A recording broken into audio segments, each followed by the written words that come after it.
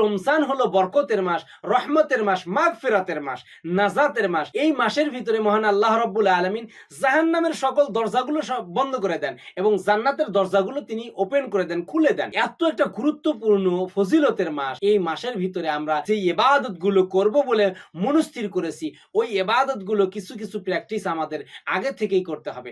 তাহলে আমাদের রমজানের ভিতরে সকল কাজগুলো সহজভাবে আমরা করতে পারবো। সব বিষয়েরই একটা পূর্ব প্রস্তুতি দরকার। রমজানের ভিতরে যে লাগাতার রোজা রাখবেন, এটারও তো একটা প্রস্তুতি দরকার। এই জন্য এই শাবান মাসের ভিতরে লাগাতার কিছুদিন রোজা রাখার অভ্যেস করতে হবে। তো আপনি যদি আগে থেকেই প্র্যাকটিস না করেন, তাহলে রমজানের ভিতরে তেলাওয়াত করা আপনার জন্য একটু কষ্টসাধ্য হয়ে যাবে। এই রমজান যেহেতু কোরআনের মাস, এই মাসের ভিতরে মহান আল্লাহ রাব্বুল আলামিন কোরআনুল কারীম নাযিল করেছেন। সূরা বাকারা 185 নম্বর আয়াতে কারিমার ভিতরে ইরশাদ করেন, শাহরু রমাদানাল্লাযী উনজিলা ফীহিল কুরআন, আমি রমজানুল মুবারকের ভিতরে কোরআনুল কারীম নাযিল